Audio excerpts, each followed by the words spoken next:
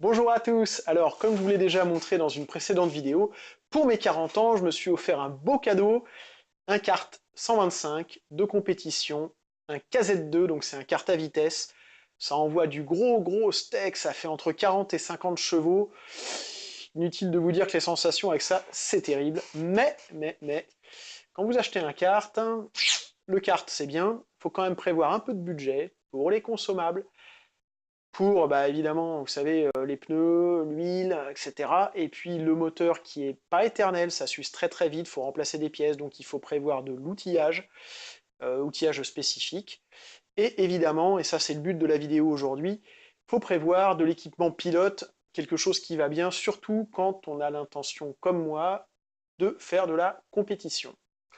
Alors, le premier équipement d'un pilote, c'est quoi? Vous l'aurez deviné, le casque. Les casques, la FFSA Karting a été plutôt sympa. Ils autorisent pas mal de casques différents. Alors, notamment dans les casques homologués pour les courses FFSA nationales et régionales, il y a des casques moto avec ces normes-là. Super, parce que moi, du coup, j'avais mon casque de moto. Et quand j'ai regardé l'étiquette, j'ai vu homologation E4. Impeccable.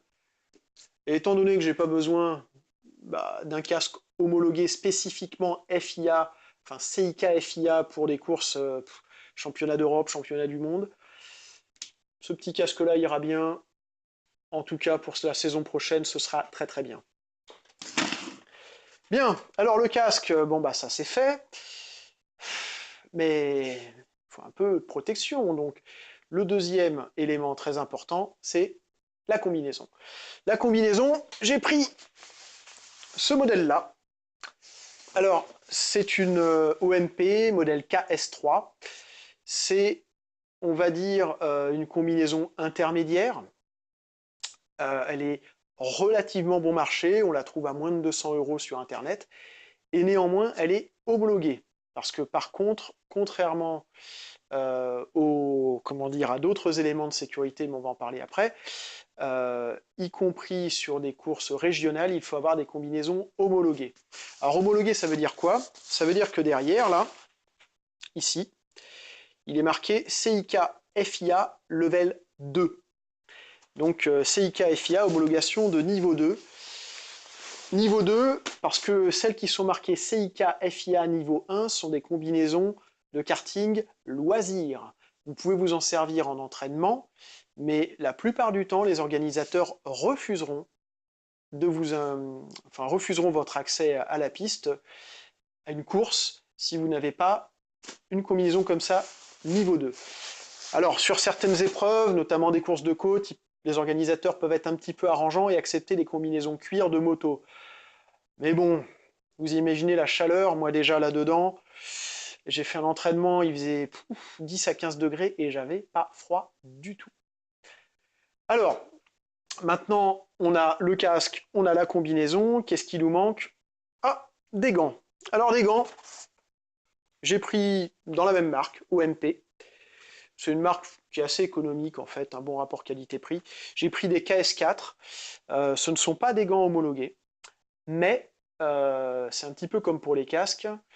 C'est pas nécessaire sur les courses FFSA d'avoir des gants homologués. Donc tout ce qui est championnat de France et ligue régionale, aucun problème. Vous pouvez avoir des petits gants comme ça. Le seul impératif, c'est d'avoir des gants qui protègent suffisamment. Donc moi je les trouve très bien, hein. Pour l'instant c'est pas mal, il y a du grip, ils sont assez confortables et ils sont pas très chers.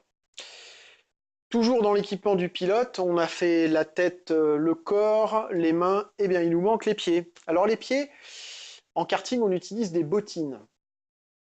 Il faut des chaussures qui soient un petit peu montantes, qui vous protègent suffisamment, mais là aussi, aucune contrainte tant que vous restez au niveau régional-national d'avoir des bottines homologuées, qui coûtent vraiment un bras.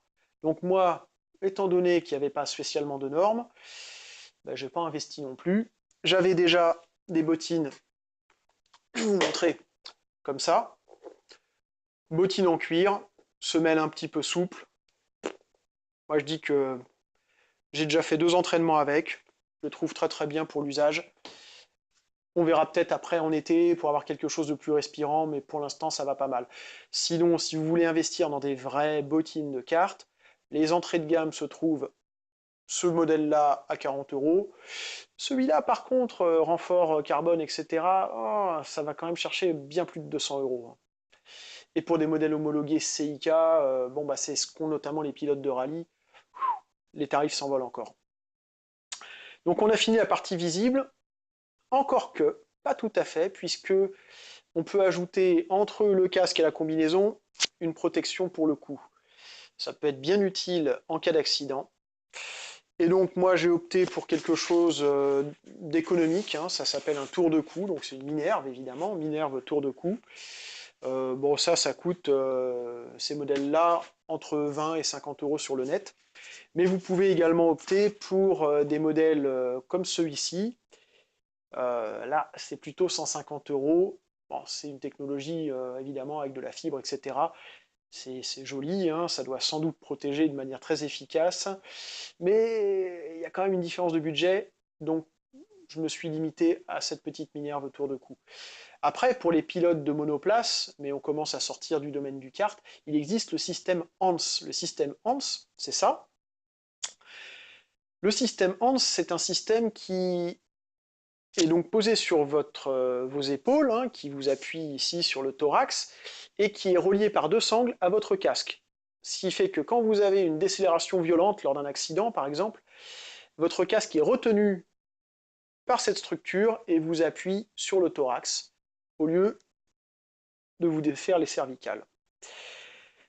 Bien, bah, je crois qu'en termes de protection, on a fait le tour. En tout cas, on ne voit rien de plus d'habitude chez un pilote. Et pourtant, il y avait une chose qu'on m'avait conseillée. Il faut bien avouer qu'avec le budget de départ, l'achat du kart et toutes les petites choses que je vous ai déjà montrées, j'avais envie d'étaler les dépenses. Donc, je me suis privé, lors de mes premiers entraînements, du gilet protège-côte. Grosse erreur. Grosse erreur parce que premier entraînement, ça allait, une petite douleur, mais ça allait. Deuxième entraînement, une semaine plus tard, là, j'y suis resté toute une après-midi. En temps de roulage, j'ai fait pas loin d'une heure, donc c'est quand même considérable, hein, pas loin d'une heure sur un kart de compétition, ça n'a rien à voir avec un kart de location. Un kart de location, déjà, ça accélère, ça fait 6 chevaux. Là, on parle quand même d'environ 45 chevaux, c'est énorme. Et l'adhérence n'est pas du tout la même non plus. Les cartes de location ont des pneus durs comme du bois qui sont faits pour quasiment tenir une saison entière en location. Tandis que les pneus de compétition, eux, waouh, ça adhère. Hein. On fait un tour pour la chauffe et puis après, c'est du chewing-gum. Et ça vous fait une pression dans les virages, plus les vibrations, qui fait que ça vous détruit les côtes. Littéralement, parce que moi, je me suis fait les plusieurs côtes. Et ça fait plus de 3 semaines maintenant, c'est toujours pas réparé. Entre-temps, du coup, j'ai investi. J'ai investi dans ça. Alors évidemment, comme ça, on comprend pas trop l'usage. Je vais vous montrer. Raté. Voilà. Donc ça, c'est un gilet par côte ou gilet protège-côte. On le met comme ça. Il faut que ce soit très ajusté. Hein. Donc, une fois que ça, vous avez bien serré la sangle devant, vous avez le baquet qui passe comme ça. Même en appuyant à un seul endroit, vous n'allez pas détruire de côte. Ça va vraiment renvoyer l'effort sur toute la cage thoracique, et y compris une protection dans le dos. Donc ça, c'est indispensable. Enfin, moi, personnellement, j'envisage même plus de réutiliser le kart sans avoir cette protection-là. Bon, bah, je crois qu'on a fait à peu près le tour. Ah, si, il y a quand même une dernière petite chose qui est utile, parce que là, comme je vous l'ai dit, mon kart, c'est un kart à vitesse.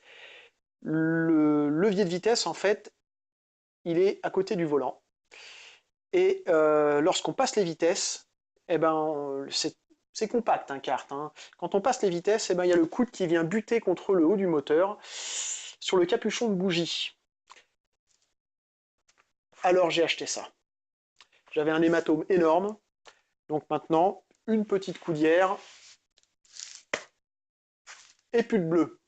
Voilà, donc à bientôt en tout cas pour une prochaine vidéo pour vous montrer le kart en image sur la piste.